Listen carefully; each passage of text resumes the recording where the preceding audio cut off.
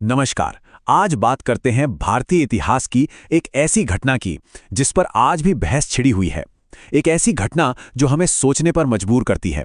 1857 का वो महान विद्रोह। तो आज की इस पड़ताल में हम क्या क्या देखने वाले हैं।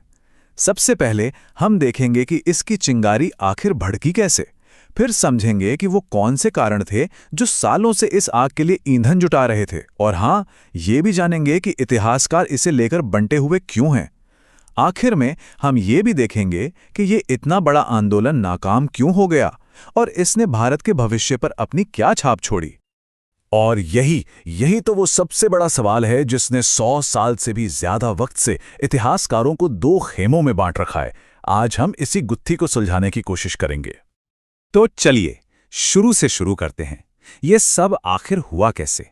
आपको जानकर शायद हैरानी होगी कि इतने बड़े विद्रोह की वजह कोई बहुत बड़ी राजनीतिक साजिश नहीं थी।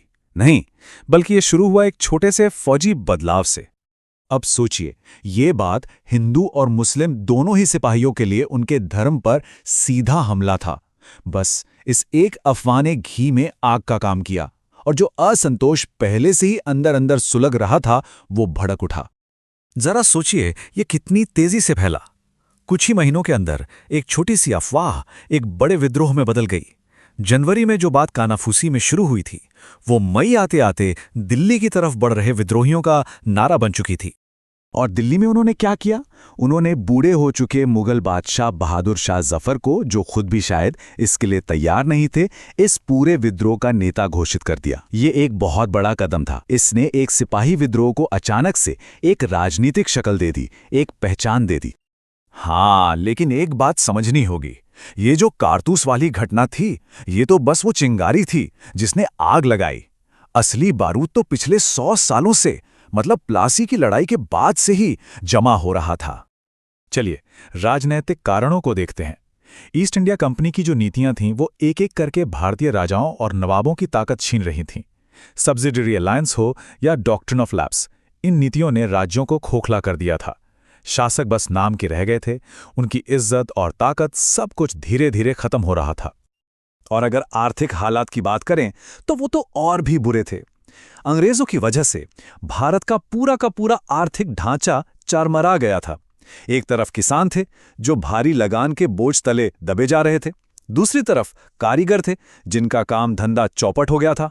नतीजा, चारों तरफ गरीबी और गुस्सा। अब आते हैं सामाजिक और धार्मिक कारणों पर। देखिए, अंग्रेजों ने कुछ सामाजिक सुधार किए, जैसे सती प्रथा को खत्म करना। हो सकता है उनकी नीयत अच्छी हो, लेकिन आम लोगों को लगा कि ये उनके रीति रिवाजों पर, उनकी संस्कृति पर हमला है। और ऊपर से ईसाई मिशनरियों को मिली छूट। इससे लोगों में ये डर बैठ गया कि अंग्रेजों का असली मकसद तो पूरे देश को ईसाई बनाना है। और ये डर सिर्फ हवा में नहीं था। जब बड़े बड़े ब्रिटिश ऑफिसर खुद ऐसी बातें करने लगे तो लोगों का शक यकीन में बदल गया। उन्हें साफ दिखने लगा कि ये सब एक सोची समझी साजिश है। तो देखिए, राजनीतिक, आर्थिक, सामाजिक, धार्मिक, हर तरफ से गुस्सा उबल रहा था। अब सवाल ये उठता है कि जब इतनी सारी वजहें एक साथ हों तो इस घटना को क्या नाम दिया जाए। और बस यहीं से शुरू होती है असली बहस। एक खेमा कहता है कि अरे, ये तो बस एक सिपाही विद्रोह था। कुछ सैनिक अपनी नौकरी की शर्तों से नाराज थे और उन्होंने बगावत कर दी, बस। लेकिन दूसरा खेमा कहता है नहीं, ये सिर्फ सिपाहियों का गुस्सा नहीं था। ये तो विदेशी राज से आजादी पाने के लिए पूरे देश की पहली कोशिश थी, एक जंग थी। और इस बहस में एक बहुत बड़ा मोड़ तब आया जब वीडी सावरकर ने अपनी किताब लिखी। उन्होंने इसे सिपाही विद्रोह कहने से साफ इनकार कर दिया और इसे नाम दिया भारत का प्रथम स्वतंत्रता संग्राम। इस एक नाम ने पूरी कहानी का नजरिया ही बदल दिया। ये विद्रोह इतना बड़ा था, इसमें इतना जोश था, लेकिन फिर भी ये कामयाब नहीं हो पाया। अंग्रेजों ने इसे दबा दिया।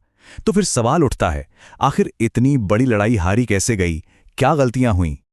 इसकी नाकामी के कारणों को समझने का एक बहुत ही दिलचस्प तरीका है जो हिंदी के शब्द असफलता में ही छिपा है। अ से यानी हर चीज का अभाव। न कोई एक बड़ा नेता था, न आधुनिक हथियार। स से यानी समय। विद्रोह तय तारीख से पहले ही शुरू हो गया, जिससे पूरी प्लानिंग बिगड़ गई।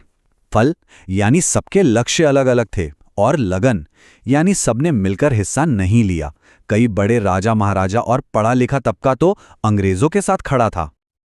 खुद सोचिए, उस वक्त के गवर्नर जनरल लॉर्ड कैनिंग ने कहा था कि अगर सिंधिया भी विद्रोहियों से मिल गए तो उन्हें अगले ही दिन अपना बोरिया बिस्तर बांधना पड़ेगा। इस एक बात से ही अंदाजा लगाया जा सकता है कि सिंधिया जैसे बड़े राजाओं का साथ अंग्रेजों के लिए कितना कीमती था।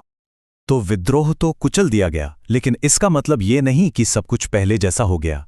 नहीं, इस घटना के बाद भारत और ब्रिटिश राज दोनों का चेहरा हमेशा हमेशा के लिए बदल गया। क्या क्या बदला? सबसे पहली और सबसे बड़ी बात, ईस्ट इंडिया कंपनी का राज खत्म। अब भारत पर कोई कंपनी नहीं बल्कि सीधे ब्रिटेन की महारानी का शासन हो गया। गवर्नर जनरल को अब वाइसराय कहा जाने लगा और सेना का पूरा ढांचा ही बदल दिया गया ताकि भविष्य में ऐसी कोई बगावत न हो सके। तो आखिर में हम कह सकते हैं कि 1857 की विरासत बहुत पेचीदा है। एक तरफ इसके बाद अंग्रेजों ने अपनी फूट डालो और राज करो की नीति को और भी मजबूती से लागू किया, लेकिन दूसरी तरफ इसी विद्रोह ने हमें रानी लक्ष्मीबाई, तात्या टोपे और मंगल पांडे जैसे नायक दिए जो आने वाली पीढ़ियों के लिए आज़ादी की लड़ाई की सबसे बड़ी प्रेरणा बने। तो 1857 सिर्फ इतिहास की एक घटना नहीं है, ये आज भी जिंदा है, हमारी कहानियों में, हमारी बहसों में, हमारी पहचान में। ये हमें आज भी ये सोचने पर मजबूर करता है कि हम अपने इतिहास को किस नज़र से देखते हैं और उससे सीखकर अपना आने वाला कल कैसा बनाना चाहते हैं।